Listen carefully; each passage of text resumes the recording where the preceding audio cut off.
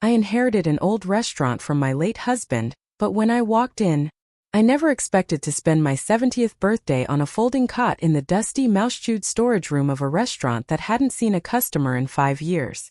But there I was, the smell of stale grease and old wine clinging to the air, my son's words cutting deeper than the chill of the unheated building. "Dad left you the restaurant because it's a sentimental relic, Mom. He knew you couldn't manage the real assets. It's better this way." My hand trembled as I tried to unlock my suitcase, the one I'd packed in a blind panic. I'd spent 45 years building a home, only to be escorted out of it like a stranger. The brass key to the restaurant's front door felt heavy in my pocket, a useless token from a dead man.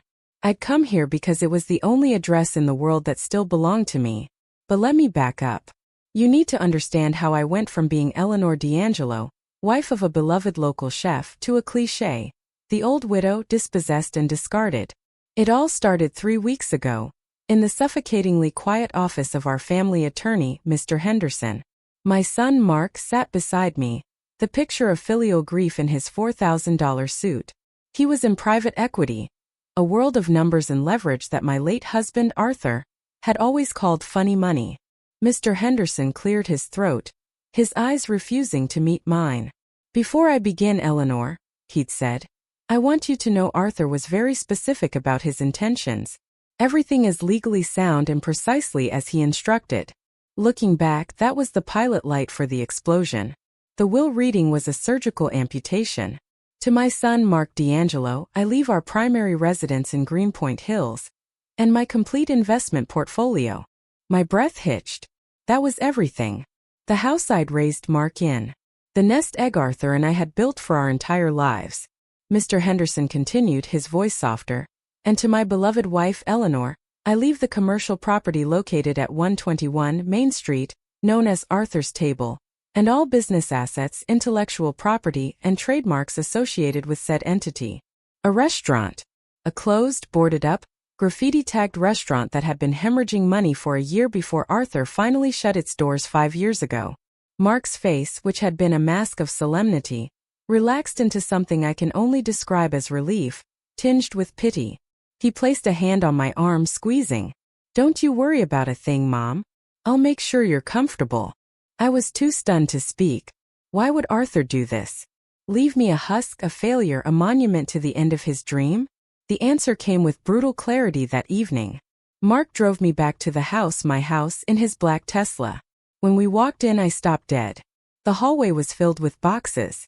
2 strangers, a man and a woman with clipboards, were placing small green stickers on my furniture. "What is this?" I'd whispered.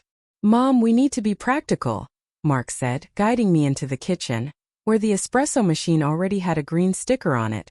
"The market is white hot. This house is oversized for you and it's a huge asset. I'm liquidating it." Liquidating. The word sounded obscene. "Mark, this is my home. Where am I supposed to go? I've already put a deposit down at a wonderful senior living community. The villas at Meadowbrook. It's lovely. They have a bistro and water aerobics." His tone was the one he used on his conference calls, brisk, cheerful, and utterly final. You're putting me in a home? Tonight. I'm moving the timeline up," he said, not a flicker of doubt in his eyes. "I have investors coming in next week, and I need to free up the capital. It's cleaner this way." That's when he'd said the words that would become the soundtrack to my new life. "Dad left you the restaurant because it's a sentimental relic, Mom. He knew you couldn't manage the real assets. It's better this way." I felt the floor drop out from under me. The son I had raised, the boy who used to beg his father to make cacio e pepe for his birthday, was selling my life for capital. I didn't argue. I didn't scream. I went upstairs, packed a single suitcase with my clothes, my toiletries, and the silver-framed photo of Arthur and me in Sicily, and I walked out. I took a taxi to the only place he hadn't or couldn't take from me. So there I was, sitting in the dark storage room of Arthur's Table, my 70th birthday dawning in dust and despair. My flashlight beam cut through the gloom, illuminating shelves of ancient, oversized tomato cans and stacks of faded check tablecloths. This was it. This was my inheritance. A tomb. I must have sat there for an hour before I noticed it. A sliver of light from under the office door at the far end of the kitchen. My heart hammered. A squatter? I was in no state to confront anyone, but the thought of someone desecrating Arthur's last sanctuary made me angry. I picked up a heavy empty wine bottle, my hand shaking, and pushed through the swinging kitchen doors. The kitchen was a graveyard of stainless steel, covered in plastic sheets. But the light was definitely on in the office. I shoved the door open, bottle raised, and froze. It wasn't a squatter. The room was bright, clean, and looked less like a manager's dusty office and more like a Silicon Valley startup. 3 people in white lab coats stared at me from behind sleek laptops. Oh my God. One of them, a young woman with a severe haircut and kind eyes, said, standing up quickly, "You're your Mrs. D'Angelo. Eleanor. We weren't expecting you until tomorrow." I just stared, the wine bottle heavy in my hand. Who are you?" "I'm Sophia," she said, gently taking the bottle from my hand. "I'm the COO. "The COO of what?" "Of Arthur's Kitchen LLC, she said, gesturing to the bustling room. And that's when I saw the wall behind her. It was covered in product packaging. Beautifully designed jars of Arthur's original marinara, boxes of Arthur's hand-cut pasta, and vacuum-sealed packages of Arthur's signature osso buco. Sophia saw my confusion. She walked over to Arthur's old locked desk, punched in a code, and retrieved a thick cream-colored envelope. My name was on the front, in Arthur's elegant, frantic script. "He said you'd know what to do when you read this," she said. I sank into the nearest chair, my fingers fumbling with the wax seal. I was unaware in that moment that I was not sitting in a tomb, but in the headquarters of a corporation. My hands trembled as I unfolded the letter. The scent of Arthur's favorite cigars, faint and familiar, rose from the pages. "My dearest Eleanor, if you are reading this, then I am gone and you have found my little secret. And if I know our son, you are reading this because you have nowhere else to go. First, I must say I am sorry. For the secrecy and for the shock I am sure you are feeling. I didn't do this to hurt you, Ellie. I did it to protect you. 6 years ago, when I got my diagnosis, I knew I didn't have long. And I knew I had 2 problems. A disease and our son. I have watched Mark change, my love. The boy we raised, who loved the smell of garlic and yeast, has become a man who only loves the smell of a balance sheet. I've seen how he talks to you. Like you're a child, a sweet, simple-minded domestic. He respects my money but not my craft. And he certainly doesn't respect you. I couldn't leave you the house or the portfolio. He would have found a way to manage it for you. He would have parked you in the nicest, beigest room he could find and bled your accounts dry to fund his next reckless gamble, all under the guise of protecting your assets. So I created a test. A choice. Mark has received what he values. Cold liquid assets. The house, the stocks. He will see them as his victory. But you, my love, you have received what we valued. The legacy. The work. The future. For the past 5 years, since the day I closed the restaurant, I have not been resting. I have been building. I looked up from the letter, my eyes blurred with tears, at the young, efficient people working at their screens. What is this?" I whispered to Sophia. She smiled, a small, proud smile. "Arthur's Kitchen isn't a restaurant, Eleanor. It's a brand. Arthur spent the last 5 years, and a considerable amount of his private funds, turning his recipes into a high-end, scalable gourmet food line." She led me out of the office and back into the main kitchen. She pulled the plastic off one of the steel counters. Underneath wasn't Arthur's old cooking range, but a gleaming brand-new commercial-grade vacuum sealer and a flash freezing unit. "He spent 3 years just perfecting the osso buco," Sophia said, tapping a package. "How to cook it sous vide so anyone at home could have a Michelin star-level meal in 30 minutes. We have the marinara, the bolognese, 3 fresh pasta lines, and 4 ready-to-heat entrees.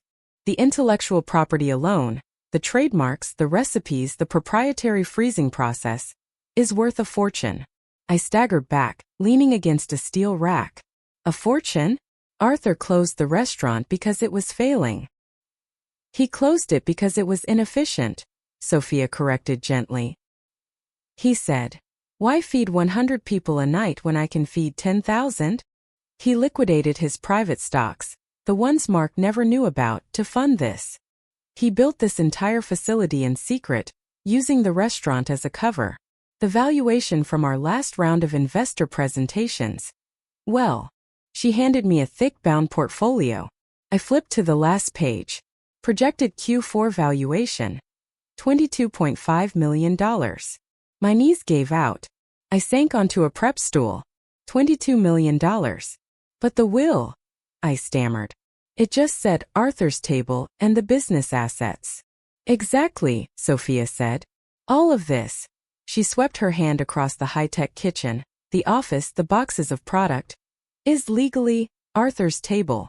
Mark will see the boarded-up building and the name. He'll assume it's a tax liability. He will never, in a million years, look for the intellectual property of a closed-down ravioli joint. I put my head in my hands as a sound escaped me, half sob, half laugh. Arthur. My brilliant, stubborn, infuriating husband. He hadn't disinherited me. He had disinherited Mark.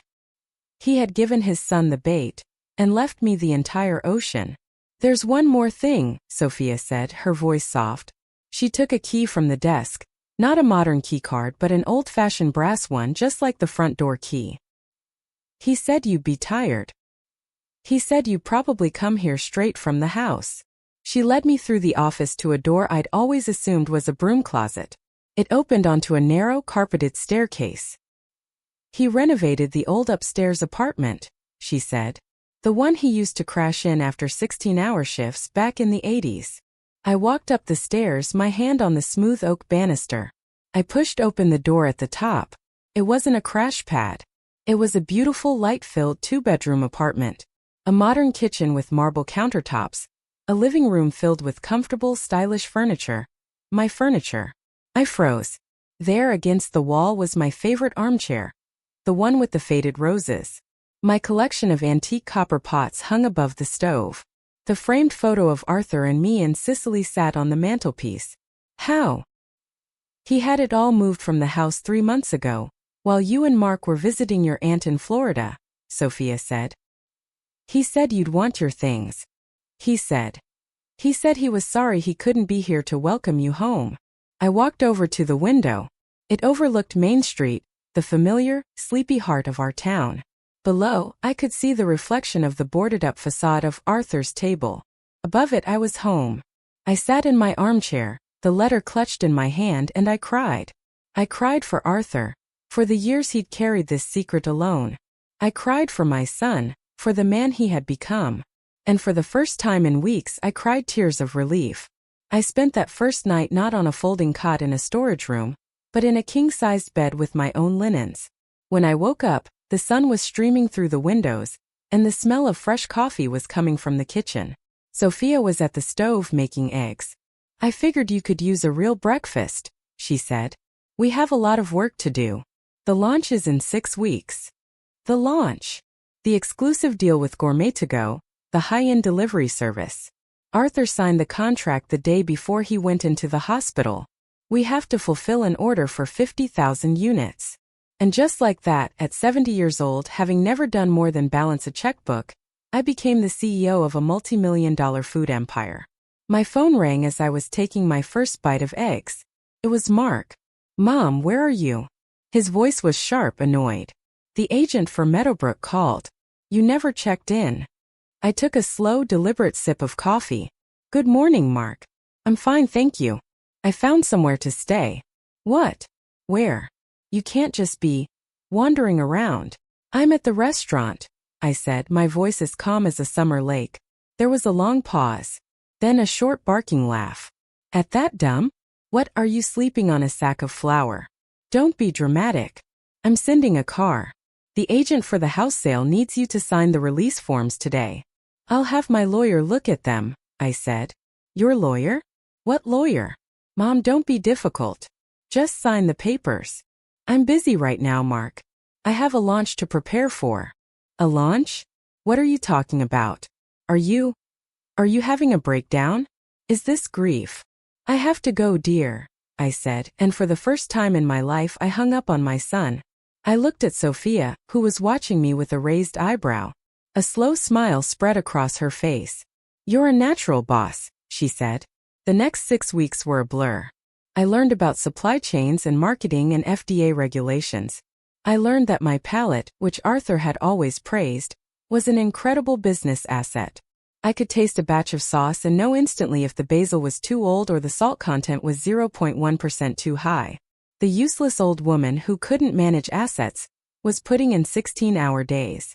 And I loved every second of it. I wasn't just grieving, I was building. I was honoring my husband in a way I never could have by simply sitting on his money.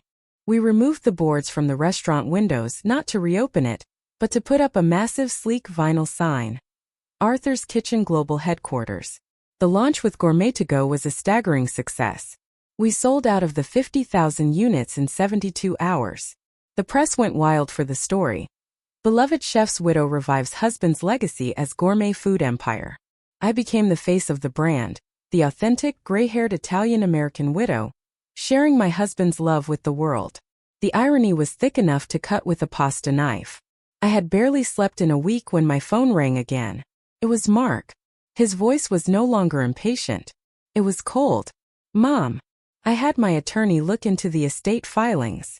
"Oh," I said, signing an invoice for 2 tons of San Marzano tomatoes. Arthur's Kitchen, LLC. I thought it was just the holding company for the building. A tax shell. I ran a credit check. He sounded strangled. "It has a $10 million line of credit. And the trademark filings. Arthur's original." "My God, Mom. What did he do?" "He left me the family business, Mark," I said. "That's not a business, it's a gold mine. He tricked me. He hid this. That intellectual property belongs to the estate. It belongs to me. It belongs to Arthur's Table," I said calmly, quoting the will, "which he left to me. I have to go, Mark. I have a call with our new distributor in Chicago." He was screaming when I hung up. 2 days later he showed up. He slammed his fist on the new glass door of the reception area, formerly the restaurant's bar. I had Sophia let him in. He stormed past her, his face purple. He walked right into the test kitchen, where our team was working on a new truffle risotto. He saw the gleaming equipment, the white-coated food scientists, the boxes of products stacked for shipping.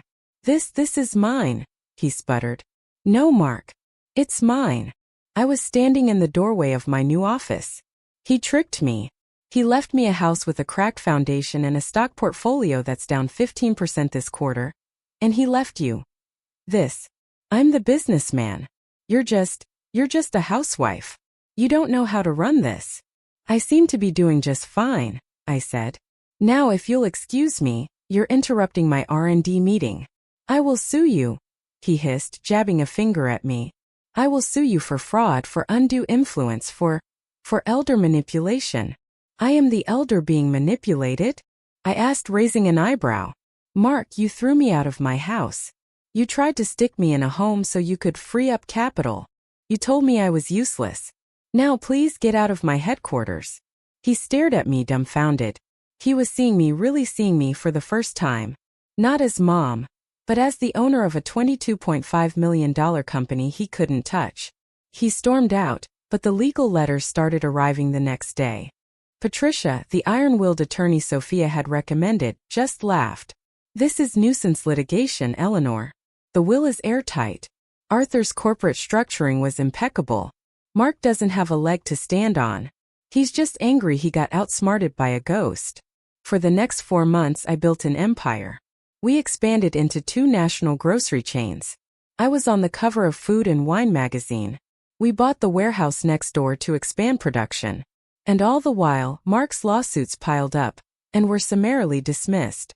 He was hemorrhaging money on legal fees. And then the other shoe dropped. I was in a meeting about our new packaging when my assistant Sarah, a sharp young MBA I'd hired away from a competitor, poked her head in. "Eleanor? I'm sorry to interrupt, but there's a woman here to see you. She says it's an emergency." Miss Evans from Mark D'Angelo's firm. I nodded, my stomach tightening. A woman who looked like she hadn't slept in a week, clutching a leather portfolio, was ushered in. "Mrs. D'Angelo," she said, her voice shaking. "I'm Mark's chief analyst. I'm here without his knowledge. He's in trouble. Deep, deep trouble." I sat her down. It all came pouring out.